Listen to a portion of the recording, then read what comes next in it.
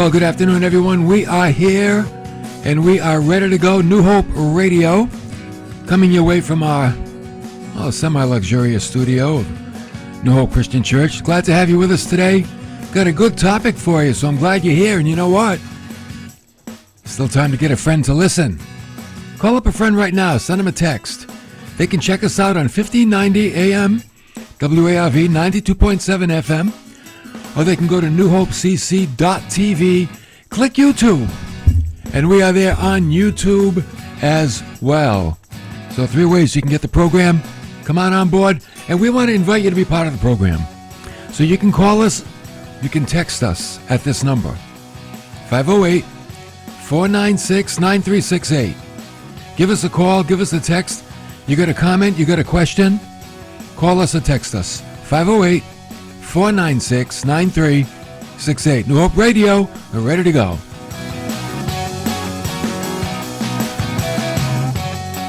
You know what?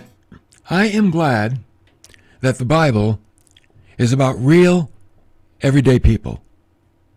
Just like you and me. I mean, think of how difficult it would be to learn from this book if it was all about people that weren't like us. You know, superhuman people. That would be pretty difficult. But you know what we have in the Bible? We have records of wins and losses, victories and defeats, righteous acts and sinful acts. We have all kinds of experiences that people have gone through. Yes, even God's people. Well, we're in a series we began last week. It's called Be a Hero. And we noted last time that anyone can be a hero. And we looked at a young teenage boy who took down a loudmouth giant. And you know, when we think about heroes, there's one fact that we don't want to overlook. And we're going to see that fact today. And that is, you can be a hero in spite of failure. We want to see that today. That you can be a hero in spite of failure. And when we bring principles here at New Hope Radio or on New Hope Christian Church, we always back it up with biblical evidence, biblical stories, biblical truths. Everything we teach has a biblical basis to it. So today we're going to see in Judges chapter 13, verse 24, that you can be a hero in spite of failure. And this is where it all starts. Let me read for you verse 24. The woman gave birth to a son and named him, guess where we're going? Who knows his name? Samson. And the child grew up, and the Lord blessed him. Samson. When you hear the name Samson, what do you think of? The man who's known for his strength. Right? Big guy. Big, strong guy. You know, the pictures of Samson make him look like Arnold Schwarzenegger. Well, I don't know if he looked like that, because his muscles weren't the source of his strength. Something else was. So we don't know if he looked like me. Poor guy. We don't know if he looked like an ordinary guy. I don't know. But not only was he known for his strength, probably he's known, secondly, for his failures. But we're going to know him today at the end of the message for his heroism. So there's 3 aspects that we know about Samuel: his strength, his failures, and his heroism. We know about his strength. But before his heroics, we're going to take a look at some of his failures. You know why? Because his failures can be our failures. Did you ever read through the Bible? And as you're reading through Bible stories thinking, wow, man, that's a lot like my life. Sometimes I'm like that guy. Or sometimes I'm like that guy, that gal. And it seems like you're reading your own life as you read through the scriptures. And there are many gallant, noble stories of wonderful people, and then there are some they didn't get it right all the time. And we can identify with many of the scriptural characters. And maybe you can identify with some of the aspects of Samson's life today as well. So we're going to look at some of his failures. Number one, he failed at his marriage. That's a common failure nowadays as well. In Judges chapter 14, it tells us in verse 1 that Samson went down to Timnah, and he saw a woman in Timnah, one of the daughters of the Philistines. Remember, the Philistines were always the enemies of Israel. I'm like, Samson, what are you doing down there? Why are you down there with the Philistines? You don't belong there. They're not your friends. But that's where he went. So he went down to Timnah, and he came back and he told his father and mother, and he said, "Oh, I saw a woman in Timnah, one of the daughters of the Philistines. Get her for me as a wife." He saw this girl, and he wanted to marry her. He fell in love with her. Now, why did he go to his parents and say, "Get her for me as a wife"? Why didn't he just go propose? Why didn't he go to Tiffany's, get a ring, and bring it to her? This is why. Because in those days, parents negotiated with parents in setting up a marriage. And for a female, a dowry would be paid. See, the female would have the kids. So a dowry would be paid to the parents of the female, and they would have to agree on that. Would it be so much money, so much livestock, tools, could be whatever they agreed on. So the parents had to do the negotiating. Okay? But in verse 3, his father and his mother said to him, "Sammy," I don't know if they said Sammy, but they said, "Is there no woman among the daughters of your relatives, or among our people, that you go to take a wife from the uncircumcised Philistines?" He's saying, well, your own people have some really beautiful women. Can't you find anybody among your own people? And Samson said to his father, "Get her for me, for she looks good to me." A couple of things about Samson. Number one, I'm only speculating on the first one. Think he was spoiled? Was he a little spoiled kid, like he doesn't take no for an answer? Spoiled kids are like that. You can't tell them no. They're going to get what they want. That's it. But the second point is not so speculative, and it's this, that people are attracted to each other for a reason. Don't go by what a fashion magazine says is beautiful. Go by what your heart says is beautiful. Sometimes we look at those magazines and we think those people are real. Pfft, they ain't real. It's amazing what a paintbrush can do. You always go by your heart. What does your heart say about a certain individual? Okay? Now soon, I guess Samson got the girl.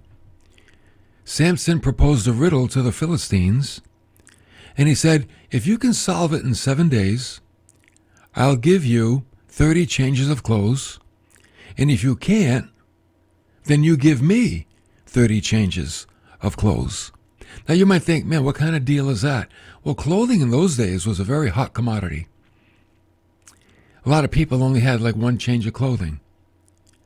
And they wore the same thing every day, you know. You don't go in a lady's closet and see 700 pairs of shoes like you do today. You know? How many of you ladies have like 300 pairs of shoes in your closet? Like one for every day of the year, then you start all over again. So clothing was a hot commodity in those days.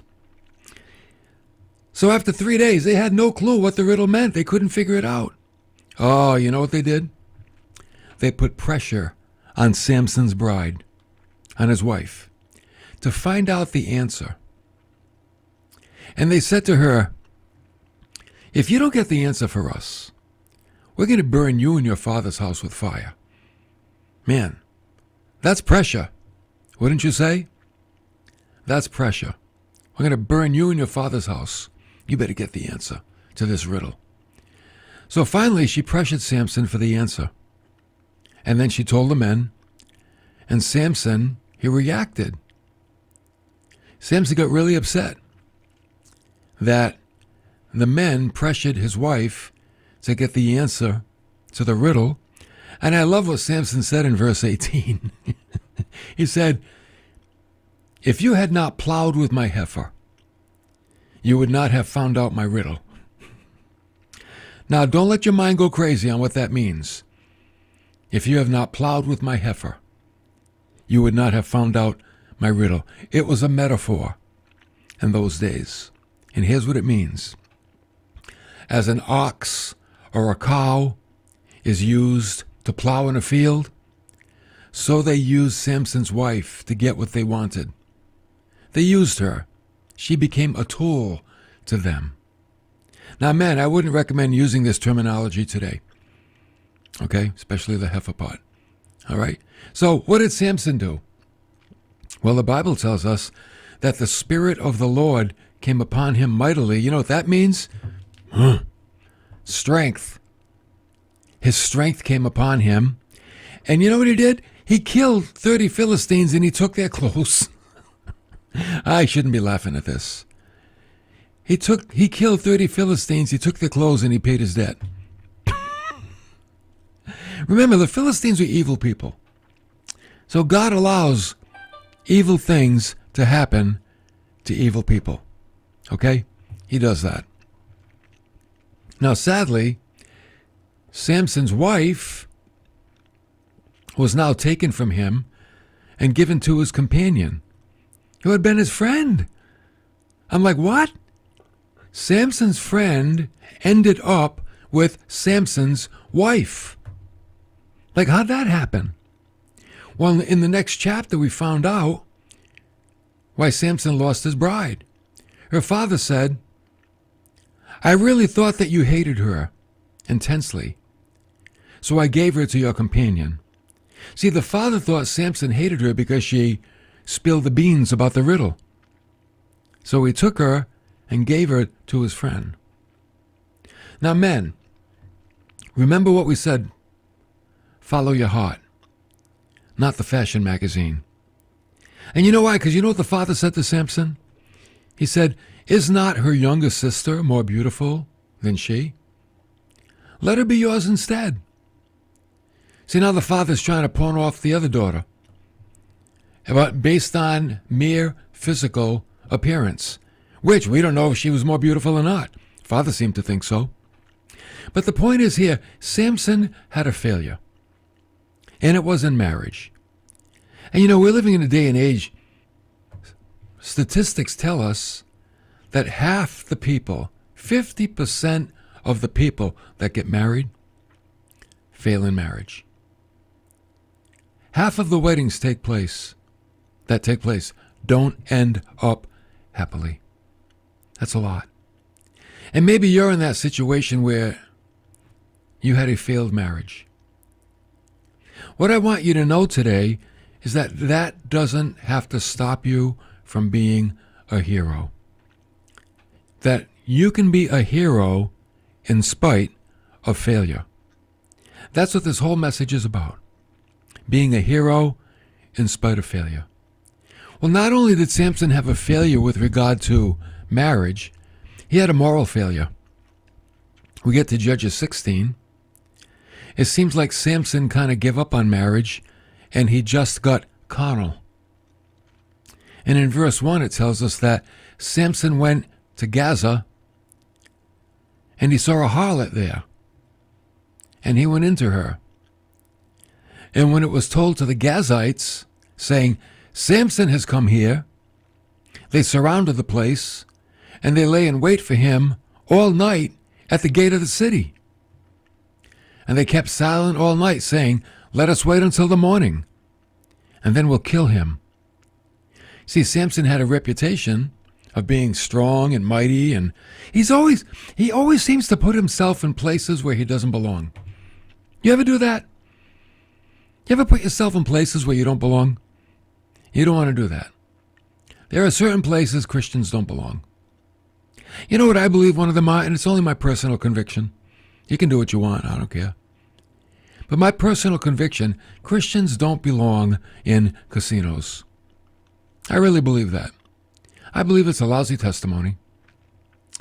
I believe that it's not a way to make money, that there's even better entertainment that you can have as a child of God than being in a casino. It's just not, it's the way of the world. It's just the way of the world. That's my conviction. And last thing, you want to see is, at least for me, right? Roof caves in on pastor in casino. That won't go over too big. Okay, so here's what happened. Samson lay until midnight. Oh, but you know what he did? At midnight, he arose. I got to laugh when I read this. He took hold of the doors of the city gates and the two posts, the whole thing. And he pulled them up along with the bars. And he put them on his shoulders and carried them up to the top of the mountain, which is opposite Hebron. Like, you got these guys, right? They're planning on killing Samson in the morning. They're hiding out by the gates. Samson gets up in the middle of the night.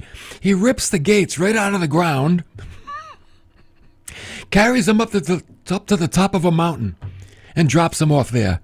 Like, these guys probably can't even carry the gates back down the mountain. They're so big.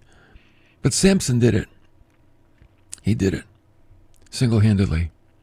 But the point is, he had a moral failure. What was he doing with a harlot? He had a moral failure. Shouldn't have been there. He's lucky he escaped that one.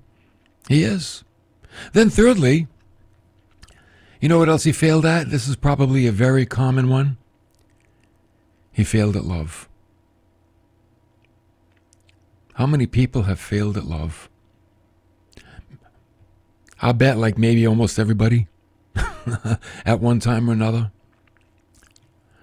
Most people have. Samson did too.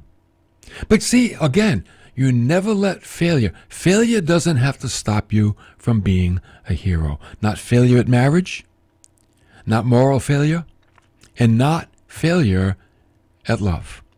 Again, I want to remind you, if you want to be part of the program, 508-496-9368. Got a comment? You can text it in if you're shy, or you can call. You can share a testimony on maybe some of your experiences, how God raised you from the ashes. It's easy to think, oh man, I'm disqualified. I'm no good anymore. But God's in the business of raising us from the ashes and giving us new life. He loves to do that. He wants to do that. He picks us up in our failures. Our God is not a God of condemnation. He's a God of restoration. And people need to know that. People need to learn what God is really like. So, after this, it came about that he loved a woman in the valley of Sorek, whose name was, come on now, everybody knows this name. Tom Jones sang about it, right? What was her name? Delilah. Delilah. Anybody named Delilah out there? That's a nice name. So the lords of the Philistines, they came up to her, and they said to her, entice him. See where his great strength lies, and how we may overpower him, that we may bind him and afflict him. Oh, remember, the Philistines did not like the Jewish people, and they really didn't like Samson. And they wanted to capture him and torture him. And the Philistines said to Delilah, we'll each give you 1,100 pieces of silver. Wow. 1,100 pieces of silver. That's a lot of money. So you know what Delilah did? She pressed Samson as to the secret of his strength. Talk about being in love with a faithless woman. Samson really knows how to pick them, doesn't he? And she pressed him.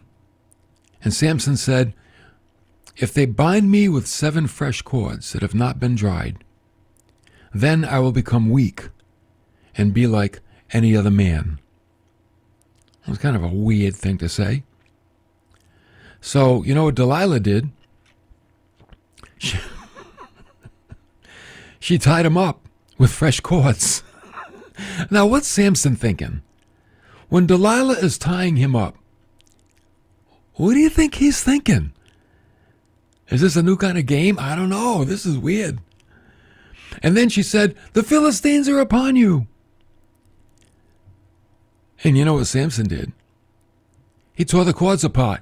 Why? Because that wasn't the source of his strength.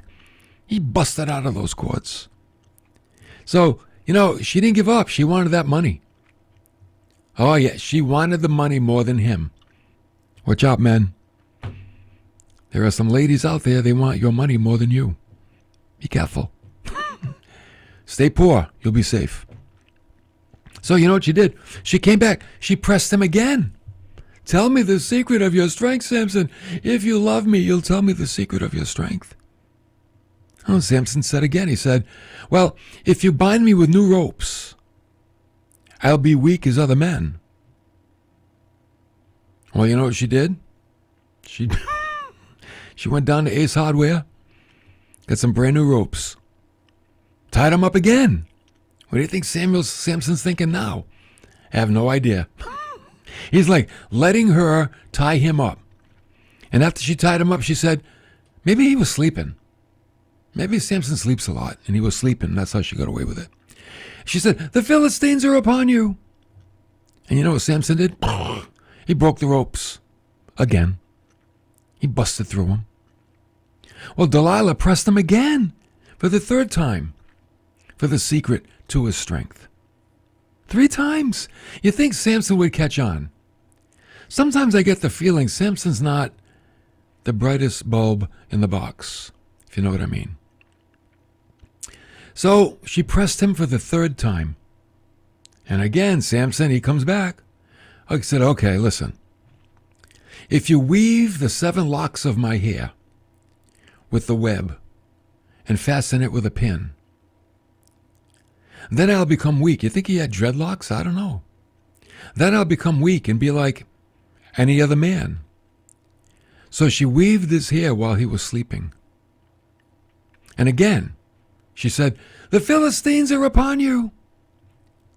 But he still had his strength. And he beat up the Philistines. Now, you know who's getting angry? Delilah. Samson's not getting angry. Delilah's getting angry. And she really begins to ride him. As a matter of fact, she becomes a fulfillment of Proverbs 27:15. A constant dripping on a day of steady rain and a contentious woman are alike. Drip, drip, drip, drip. She was dripping all over Samson. You know, if you think about it, didn't the Chinese have something called Chinese water torture? It's like drip, drip, a drop of water every few seconds on the forehead. It'd drive people out of their minds. That's Delilah's intention. One writer said, if the rain is continually dropping upon him in his house, he cannot sit there with any comfort. Yeah, if you're sitting in a house and it's raining and the roof is leaking and the rain's falling on your head, you're not going to sit there comfortable as if nothing's happening. So Delilah is riding Samson.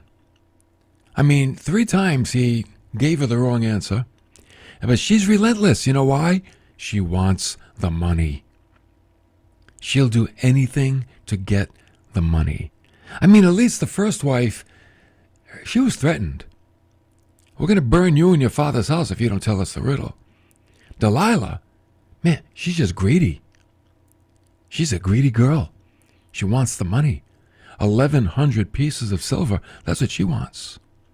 So you know what happened? Samuel finally gave in. Why did Samson give in? Because a constant dripping on a day of steady rain and a contentious woman are alike. That's why. And his 4th failure, you know what his 4th failure was? He broke his Nazirite vow. The 4th failure. See, Samson took a Nazirite vow. and he broke that vow. That was a vow to God. And he broke that vow to God. And we're going to see tomorrow, because we're just about out of time. We're going to see tomorrow what was the outcome. But I still want you to remember this. Because when it's all said and done, you can be a hero in spite of failure. Samson has some really big failures in his life. Really big. But we're going to see at the end of the story tomorrow, it didn't stop him from being a hero. Maybe you had some big failures in your life. It doesn't have to stop you from being a hero. Because our God is not a God of condemnation. He's a God of restoration. So I hope you join me tomorrow and maybe get a friend to listen. We'll have a quick review of what we looked at today, and then we're going to get to the finish line. Okay? And I want to remind you what's going on tomorrow night here at New Hope. I like this topic. Who are the angels?